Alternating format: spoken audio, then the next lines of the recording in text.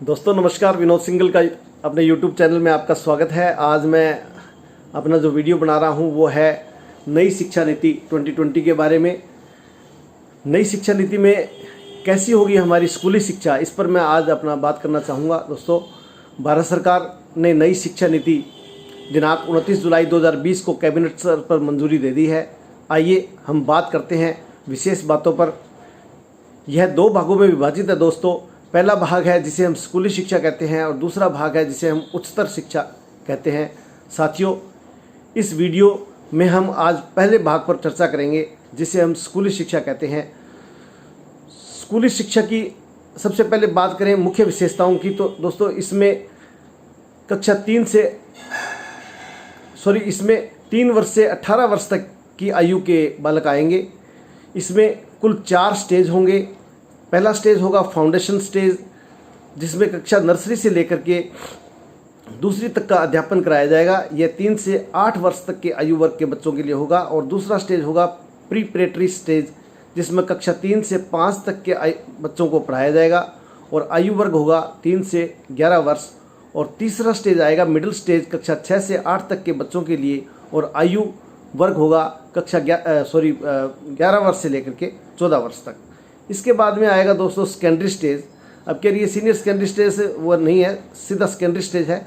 इसमें कक्षा 9 से 12 तक की आएगी और आयु इसमें रहेगी बच्चों की 14 से 18 वर्ष। इन 4 स्टेजों में नर्सरी से लेकर के 12वीं तक की शिक्षा पूरी होगी, जिसमें 3 वर्ष प्राइमरी के तथा 12 वर्ष कक्षा 1 से 12 तक के। इस तरीके से कुल 15 वर्ष की पूरी होगी हमारी स्कूली शिक्षा। देख लीजिए आप ध्यान से कि 3 वर्ष पहले प्री प्राइमरी में और 12 वर्ष स्कूल में कक्षा 1 से 12 तक। दोस्तों, इस बार की जो नई शिक्षा नीति है वह उसका आधार होगा 5+3+4। दोबारा सुन लीजिए, 5+3+3+4। यानी सबसे पहले प्री प्राइमरी प्लस कक्षा 1 व 2, मतलब 3 वर्ष और 2 वर्ष कुल 5 वर्ष। यह होगा फाउंडेशन स्टेज में। कक्षा 3, 4, 5 कुल 3 वर्ष, यानी 5+3, यह स्टेज कहलाएगा प्रीपरेटरी स्टेज।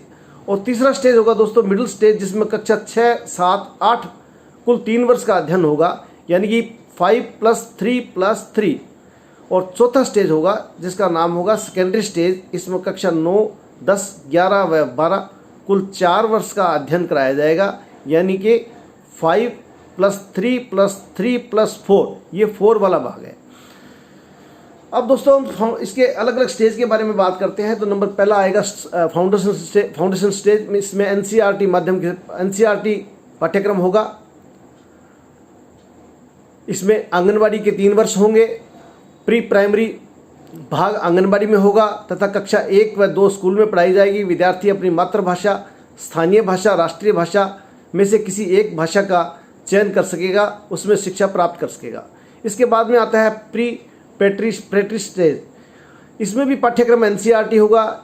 कक्षा 3, 4 व 5 होगी। खेलकूद, संगीत, गीत व अन्य शैक्षिक गतिविधियों से भरपूर मौज मस्ती के साथ पढ़ाई होगी।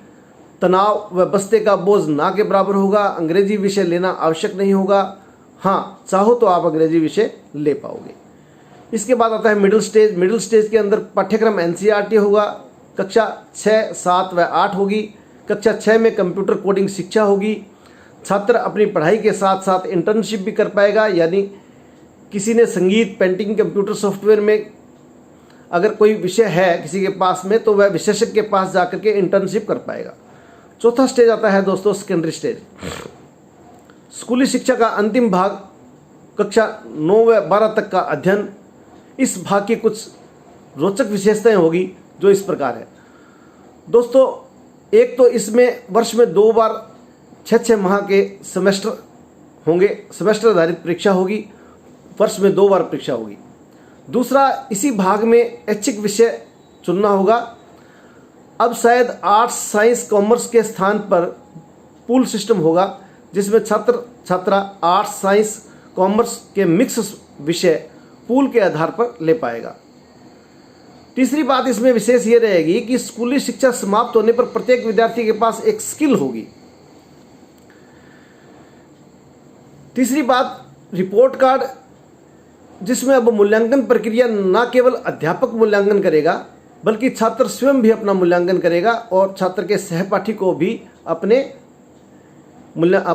दोस्त के मूल्यांकन करने का अधिकार होगा। पेपर दोस्तों हिंदी अंग्रेजी दोनों में से किसी भी मनवांछित भाषा में परीक्षा दे पाएगा विद्यार्थी। और पांचवी बात यह है कि परीक्षा समझ, व्यवहार व मानसिक क्षमता पर आधारित होगी, न कि रट्टा आदत के आधार पर। परीक्षा में इस नीति में छात्र पर मानसिक दबाव बिल्कुल हटाने का प्रयास किया गया है। स्कूली शिक्षा में इसके अलावा जो इस शिक्षा नीति में होगा वह दोस्तों यह है कि विद्यार्थी का ध्यान ट्यूशन व कोचिंग से हटाया जाएगा। विद्यार्थी की पुरानी कमजोरियों को दूर करने के प्रयास किए जाएंगे। इस बार दोस्तों काउंसलरों के माध्यम से विद्यार्थियों की काउंसलिंग, व्यक्तिगत काउंसलिंग की जाएगी। ओपन शिक्षा और दूरस्थ शिक्षा पर विशेष ध्यान दिया जाएगा। जो छात्र शिक्षा बीच में छोड़ चुके हैं उनको पुनः शिक्षा की धारा में लाने के लिए ये ओपन शिक्षा और दूरस्थ शिक्षा को शामिल किया गया है। इसके अलावा रेगुलर शिक्षा में भी वो आ पाएंगे। जितनी शिक्षा प्राप्त कर चुका है विद्यार्थी उसका उतनी शिक्षा का उसको प्रमाण पत्र भी दिया जा सकेगा। अब विद्यार्थी सेकेंडरी स्टेज में विदेशी भाषा का भी अध्ययन कर सकेंगे। वो चाहेंगे तो कोई विदेशी भाषा भी ले पाएंगे। इस प्रकार कई बड़े महत्वपूर्ण बदलाव के साथ लगभग 5 वर्षों में 2 समितियों द्वारा लगभग 2 लाख लोगों के सुझावों के बाद तैयार की गई इस शिक्षा नीति का संपूर्ण ब्यौरा अभी तक गहनता व बिंदुवार तो प्राप्त नहीं हुआ है, लेकिन मुख्य बिंदु मैंने आपकी जानकारी के लिए बनाए हैं। दोस्तों ये थी शिक्षा नीति के 2 भागों में से प्रथम भाग यानी कि स्कूली शिक्षा के बारे में चर्चा। इसके बाद में हम अगली वीडियो में चर्चा करेंगे उच्चतर शिक्षा की। दोस्तों मेरा वीडियो अगर आपको पसंद आया हो तो आप कृपया इसको लाइक व सब्सक्राइब जरूर करें। धन्यवाद। जय हिंद।